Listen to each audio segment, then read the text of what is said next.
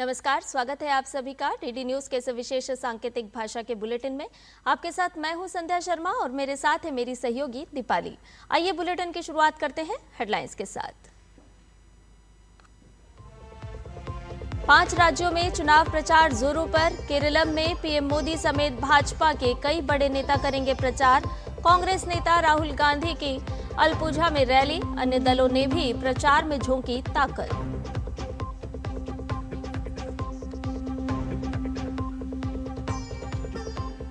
पश्चिम बंगाल में वोटर्स को धमकाने के मामले में टीएमसी नेता राजू मंडल मुर्शिदाबाद में गिरफ्तार। मालदा हिंसा का मुख्य आरोपी मुफक्करुल इस्लाम 14 दिन की पुलिस हिरासत में भेजा गया।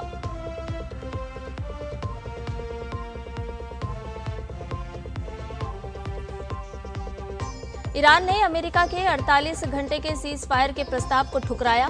ईरान ने 2 अमेरिकी एयरक्राफ्ट मार गिराए, एक पायलट अभी भी लापता।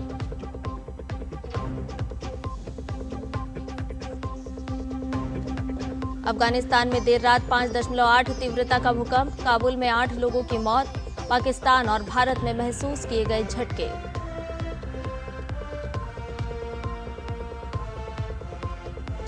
घर में भी नहीं खुला चेन्नई सुपर किंग्स का खाता। पंजाब किंग्स ने 5 विकेट से हराया। आज डबल हेडर मुंबई के सामने दिल्ली कैपिटल्स, तो वहीं दूसरे मुकाबले में आरआर के आगे गुजरात टाइटंस की चुनौती।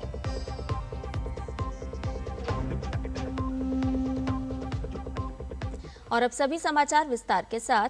केरलम में विधानसभा चुनाव के लिए प्रचार जोरों पर है। प्रधानमंत्री नरेंद्र मोदी आज तिरुवल्ला में एनडीए की जनसभा को संबोधित करेंगे और इसके बाद वो तिरुवनंतपुरम में रोड शो करेंगे।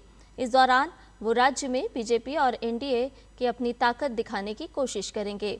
कार्यक्रम के अनुसार प्रधानमंत्री दोपहर में तिरुवनंतपुरम एयरपोर्ट पहुंचेंगे, जहां से वो सड़क मार्ग से तिरुवल्ला जाएंगे और जनसभा को संबोधित करेंगे।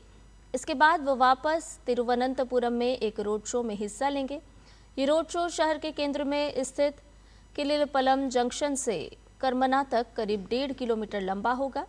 इस दौरान बीजेपी के प्रदेश अध्यक्ष और नेमोम से उम्मीदवार राजीव चंद्रशेखर, उम्मीदवार आर श्रीलेखा, वीवी मुरलीधरन और करमना जयन भी प्रधानमंत्री के रोड शो में हिस्सा लेंगे। प्रधानमंत्री तिरुवनंतपुरम जिले के विभिन्न निर्वाचन क्षेत्रों से एनडीए उम्मीदवारों से भी मुलाकात करेंगे। तिरुवनंतपुरम और तिरुवल्ला जैसे महत्वपूर्ण इलाकों में आयोजित इन कार्यक्रमों के जरिए पार्टी ज्यादा से ज्यादा मतदाताओं तक पहुंच बनाने की रणनीति पर काम कर रही है। वहीं भाजपा के कई बड़े नेता आज केरलम में चुनाव प्रचार में पूरी ताकत झोंकेंगे। भाजपा नेता और वित्त मंत्री निर्मला सीतारमण आज पेरुम्बबूर में जीवी पथियक्कल के समर्थन में दोपहर 3:30 बजे रोड शो करेंगी। इसके बाद वो शाम 6 बजे मनालूर विधानसभा क्षेत्र में मनापड़ी से पवारत्ती तक एडवोकेट के अनीश कुमार के समर्थन में रोड शो में शामिल होंगी। भाजपा नेता जेपी नड्डा आज नैयाट्टिनकारा में टीबी जंक्शन से टाउन तक एस राजशेखरन नायर के समर्थन में रोड शो करेंगे। भाजपा नेता किरेन रिजिजू चेलक्कारा के रॉयल पैलेस ऑडिटोरियम में के बालकृष्णन के समर्थन में आयोजित जनसभा में हिस्सा लेंगे। कांग्रेस नेता राहुल गांधी आज केरलम में अलपुझा में यूडीएफ के लिए चुनाव प्रचार करेंगे। इसके अलावा वो कटप्पन्ना और कुन्नाधुनाड में होने वाले चुनावी कार्यक्रमों में भी शामिल होंगे। चुनाव प्रचार के दौरान वो यूडीएफ के चुनावी वादों, विशेष रूप से महिलाओं के लिए मुफ्त बस यात्रा और वरिष्ठ नागरिकों के लिए 3,000 रुपये मासिक सहायता की गारंटी पर भारी जोर देंगे।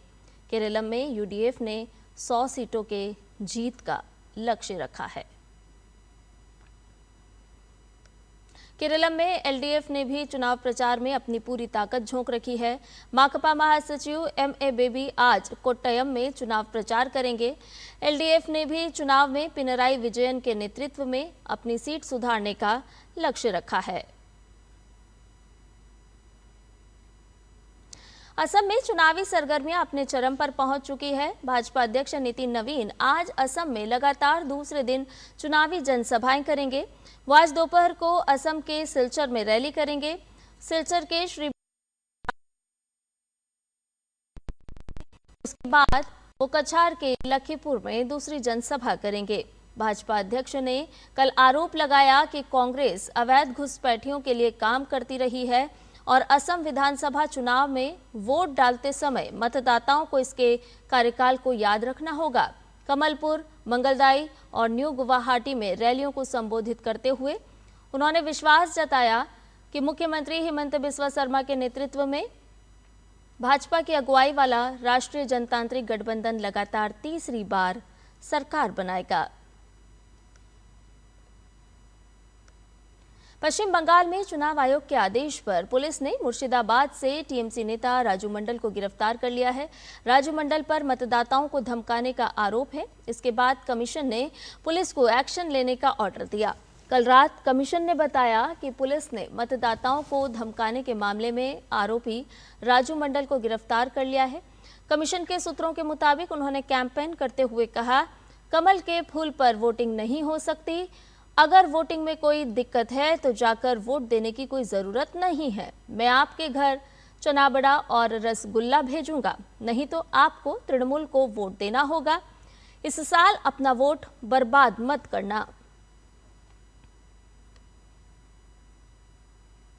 पश्चिम बंगाल में विशेष अदालत ने मालदा जिले के कालियाचौक घटना के मुख्य अभियुक्त मुफक्करुल इस्लाम को 14 दिन और अकरमुल बागानी को 6 दिन की पुलिस हिरासत में भेजने के निर्देश दिए हैं।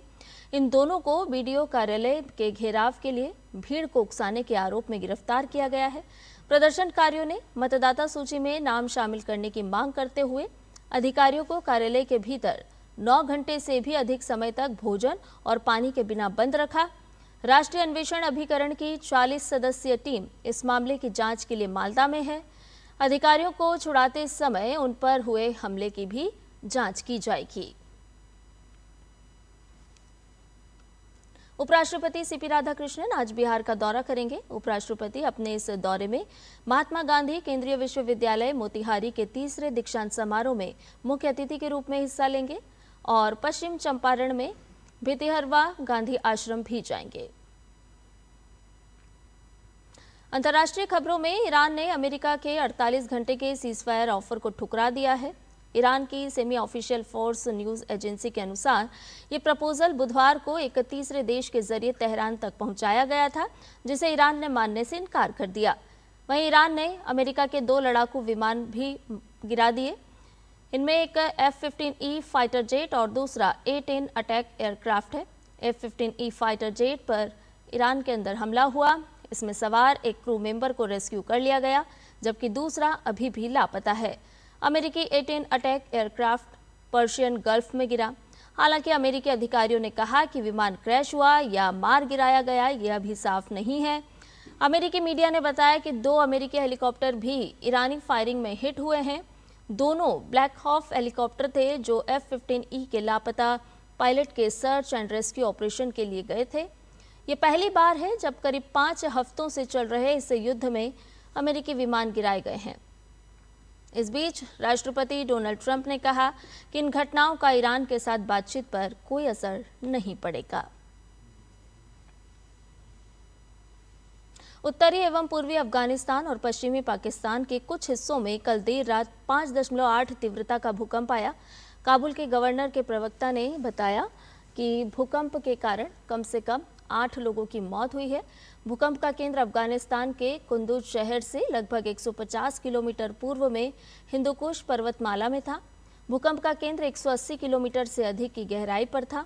इसके झटके अफगानिस्तान और पाकिस्तान के एक बड़े हिस्से में महसूस किए गए। भूकंप के झटके दिल्ली NCR तक भी महसूस किए गए। इंडियन प्रीमियर लीग में आज 2 मुकाबले खेले जाएंगे। पहले मैच में दिल्ली के अरुण जेटली स्टेडियम में दिल्ली कैपिटल्स और मुंबई इंडियंस की टीम आमने सामने होंगी।